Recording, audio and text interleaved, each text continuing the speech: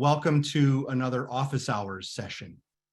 If you are new to office hours, this is a session that we do 2-3 times a semester at Oakland University. And what we try to do is highlight faculty experts in a number of different areas. We take on important and timely topics like the one tonight, war in Ukraine 1 year later.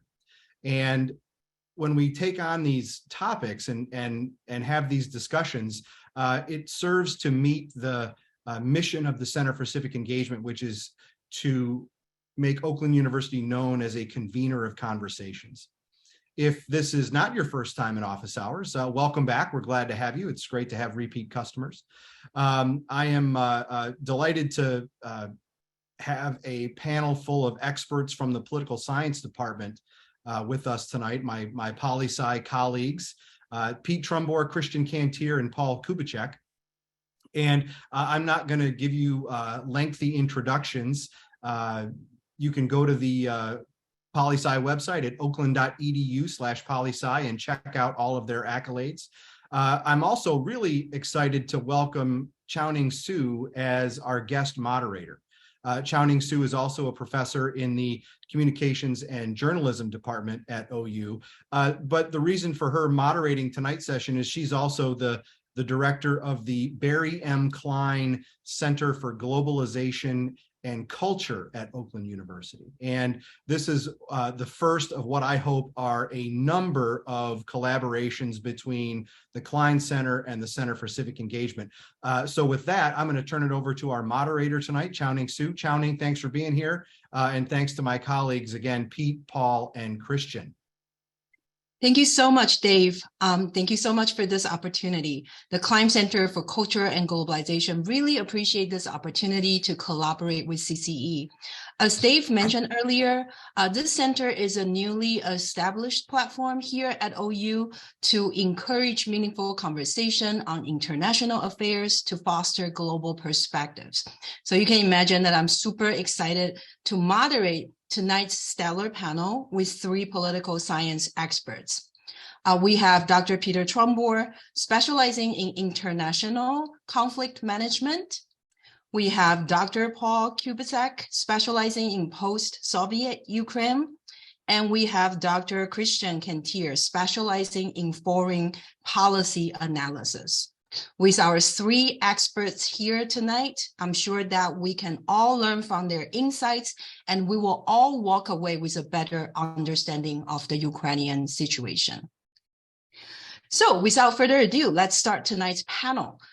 My first question really is about the timing itself.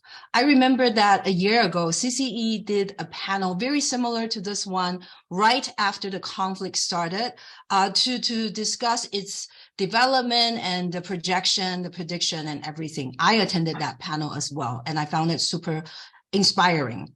My first question to all of you is that, did any one of you anticipate that a year after we would still be talking about this conflict? And what surprises you the most? I guess we can start with Pete on this question.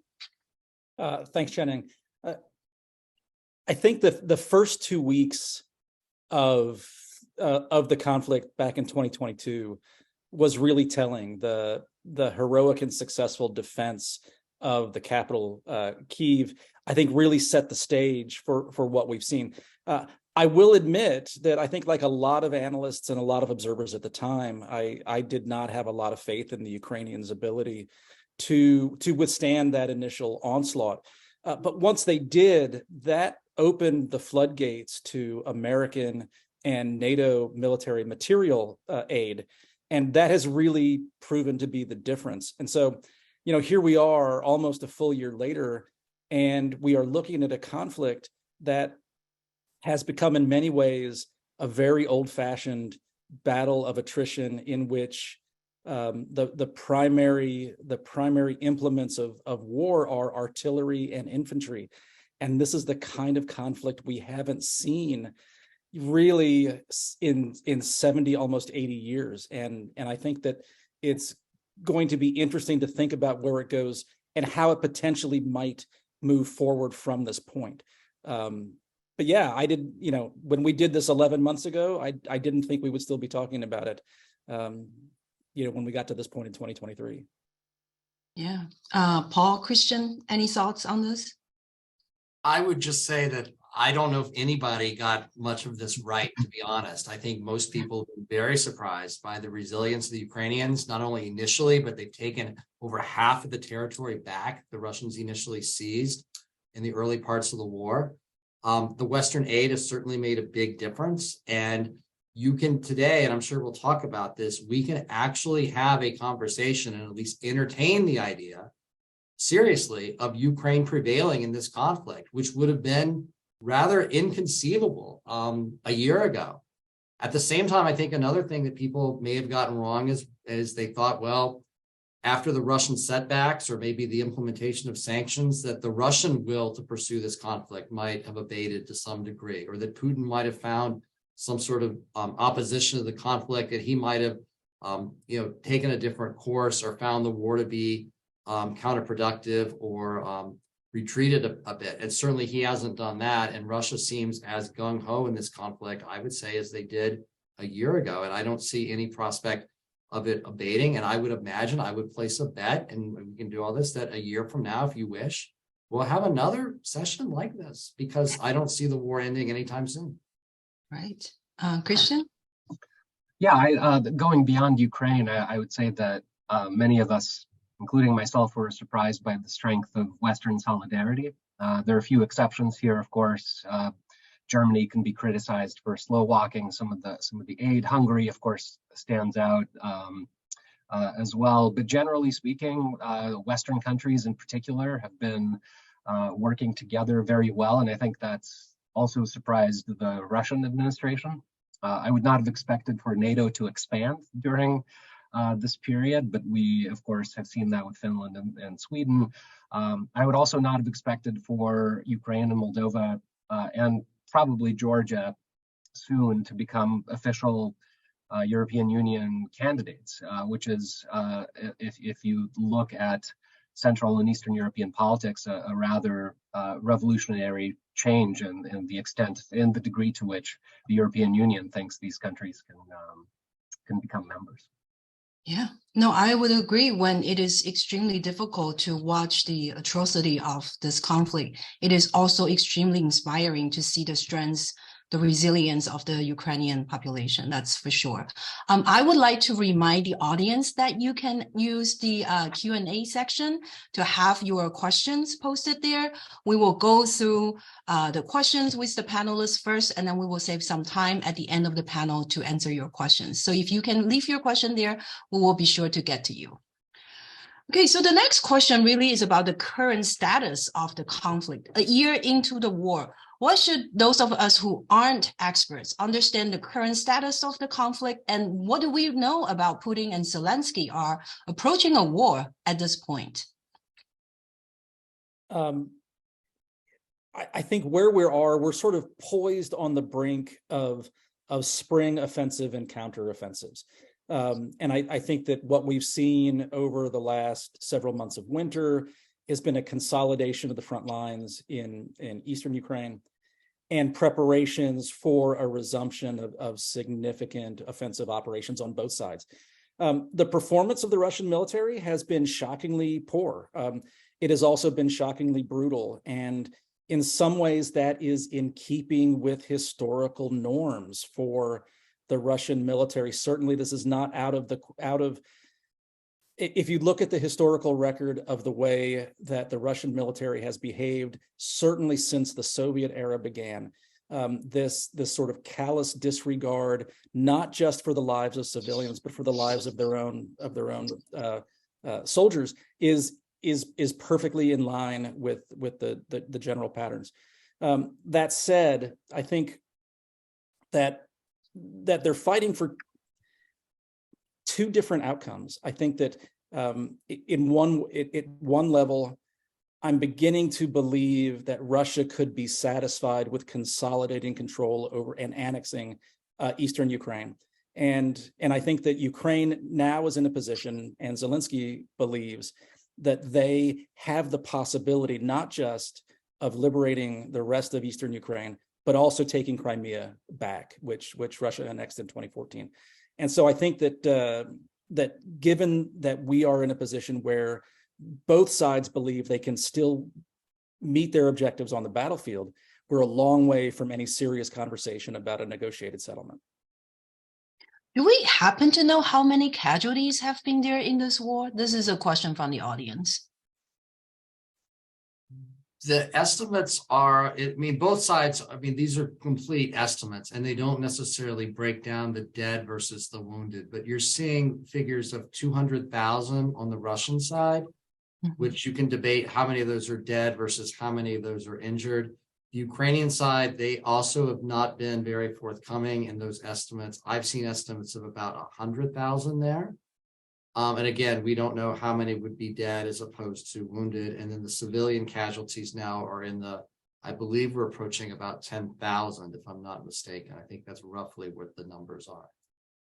I would add to that the millions of refugees, of course, and cases of kidnappings of Ukrainian children, them being taken to Russia. So the war's casualties, I think, have been much more extensive, right? And this stuff will have a long-term effect, I think, in particular on Ukraine's population for the foreseeable future. Yeah, and if I remember correctly, I think something like 1 in 4 Ukrainians has been displaced as a consequence of the war. So like 25% of the population has been displaced as a consequence. So this is a brutal war, that's for sure. But at the same time, we've been seeing a lot of impact of Western military aid and weapons transfers to Ukraine. Question for the three of you. Do you think this kind of like Western military aid giving Ukraine a strategic advance to move forward, or do you see some negative consequences from such help? And do you think the US and its allies should do more or should do less in situation like this? If I could start with that, I would say that there's no question that the Western aid has allowed the Ukrainians to be able to both defend their positions and make the advancements that they made in the summer and the fall. And now they have an increased ability to strike behind the front lines against Russian forces and not neutralize, but certainly impose greater casualties upon the Russian forces. And they're getting more equipment, right? They're getting Abrams tanks, they're getting Leopard tanks, they're getting a lot of sophisticated artillery. These things weren't really on the table a year ago. So you've seen a gradual sort of ramping up in Western military support, but it's always been, there's always seems to be sort of a ceiling to that you can get this, but not this, but it seems to be going up. The latest conversation, of course, is whether they're going to get American aircraft, especially F-16 fighters, which could be a really big game changer, but it'll take a long period of time to train Ukrainian pilots to fly those aircraft. And it's also going to take time to get those tanks to the battlefield, and whether they'll be sufficient to really enable Ukraine to launch a major offensive is questionable. And here I think we get to the question of a larger question of what American aid is designed to do. Is it designed to prevent a Russian victory, or is it designed to help Ukraine win? And those are two different things. How far you want to go. Do you want to just say Russia must not win, or do you want to say Russia must lose? I'm going to be totally honest here. I'm on one side of that unequivocally.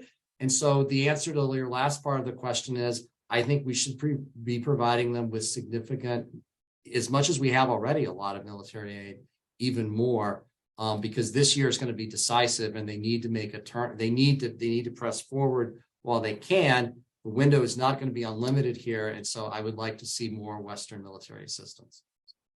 If I could chime in on a different aspect of this, a lot of this has required very careful consultation and coordination between the United States and its allies, and I think a great example of that is seen with the Patriot air defense system. So the United States ultimately agreed to provide a Patriot missile battery to Ukraine, and the importance of that, right? This is an air defense system. One of the things that has been particularly challenging for the Ukrainians is civilian targets are being hit by missile and drone attack, and it's something the Ukrainians have a difficult time defending against. But the United States, our position was for this to have maximum impact, it needs to be transferred from someplace already in Europe. And the partner of choice was the Netherlands. So the United States was going to supply the battery, but the Netherlands was going to supply the munitions. And it took significant diplomatic effort to get the Dutch on board. And there was a lot of back and forth in December and January over the holiday season to sort of get the Netherlands to basically play ball. And these systems have since been delivered, but it took a lot of diplomatic energy. I would say similar dynamics with Germany and Germany's reluctance that we mentioned before to supply the Leopard 2 main battle tank, or to allow other countries that have Leopard 2s to provide them. That took a lot of coordination, and the Germans were not eager to go down that road. So I think that Paul is right. That Western military assistance, Western material military aid has been critical for allowing Ukraine to achieve what they've achieved so far, and will be critical for them moving forward. But we need to keep in mind that this has not been an automatic kind of process where we turn a spigot and weapons and ammunition and weapon systems flow easily. In each country where this has been, in each country that is providing aid, it is an intensely political process. Yeah. So to continue this kind of military aid, meaning that you have to secure long-term attention from the policymakers, right? So the question is, do you think that Ukraine will be able to secure long-term attention from policymakers, especially from the US, or do you think this kind of attention to the war will fade eventually? Christian, what do you think about this question?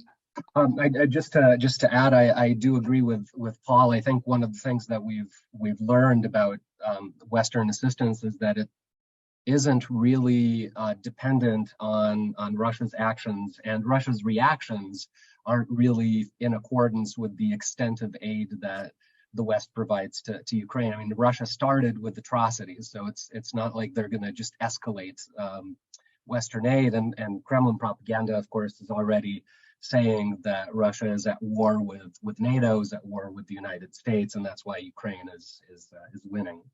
To your question, I think in the short term, Kyiv will be able to secure quite a bit of attention from U.S. decision makers and from other leaders. I think there's consistent support. Some of it even crosses ideological lines. It's been one of the relatively few issues in American politics that's been pretty bipartisan, with some exceptions on the fringes. So I think in the short term, that attention will be kept up in Washington. What I worry about is, and this speaks once again to the importance of speed and speedy assistance to Ukraine. What I worry about is an increasingly polarized environment, not only in the United States, but across the world, in which assistance to Kyiv gets politicized. And I'm seeing some rumblings of this, both inside the United States, where, of course, the presidential campaign might lead to the politicized nature of Western aid. But I'm seeing this emerge in other countries, including Germany, where people are testing messaging that involves reducing aid to Ukraine. So I think in this context, speed is of the utmost importance, and it will help Kyiv, because that attention will, I think, erode going into 2024, especially. I think one of the real big surprises has been just how effective Volodymyr Zelensky has been as a diplomat and an advocate, and how tirelessly he has been sort of working the diplomatic levers across Europe to garner and maintain support for the Ukrainian struggle. He was just in the UK. He has both visited foreign capitals and has welcomed foreign dignitaries, and I think if you sort of think back to, Volodymyr Zelensky as a candidate and a newly elected president, I don't think a lot of people had a lot of confidence. He was an entertainer, he was a comedian, an actor, and with the only political background and experience he had was in playing a Ukrainian president in a situation comedy on Ukrainian television, right? He has turned out to be a remarkable and a remarkably effective advocate for his country's cause. And I think a lot of the international support that has continued to flow Ukraine's way is in large measure a testament to his effectiveness as a diplomat and as an advocate. If I could just add one thing, what Christian said, I think it's important to think about, though, that time really matters. So Western attention spans are going to be relatively short. The Ukrainians care about this war the most. The Russians deeply care about this war, and the West doesn't care as much. And given the presidential campaign in the United States, which may or may not, this issue may not figure prominently. Certainly, the amount of aid has been significant, right? And that's a potential issue that could be raised. Ukraine really needs to make good use of the aid and make gains on the battlefield this year. If Ukraine is unable to press the advantage like they've done, it's going to cause more people in Europe and in the United States to say, well, we tried. They're not going to be able to make a breakthrough. They're not going to be able to defeat Russia. And then we get to discussion, which I'm sure we can talk about a potential, a deal that might end the fighting as opposed to trying to end the fighting on the battleground. But I think right now, there's a lot of expectation that this year will be decisive in it. And the West is given, as I said, significant amount of weapons, but whether or not they're truly game changers or not, I'm not certain about that. And just to bring it back to sort of the politics of Ukraine aid in the United States, there is a core of hardline conservatives in Congress, and now that the Republican Party controls the House of Representatives, who are skeptical of and have been opposing increasing or even continuing military aid to Ukraine. Given how narrow Republican control of the House is, this could very significantly complicate the Biden administration's efforts to continue to provide the level of military support that we have been over the last year. So the political dynamics have changed a little bit on the U.S. side. It is, generally speaking, a bipartisan issue in the U.S. and in the U.S. Congress, except there is that core, that small but vital core of hardline conservatives in the House who could complicate things in ways that that we need to be sort of thinking about moving forward.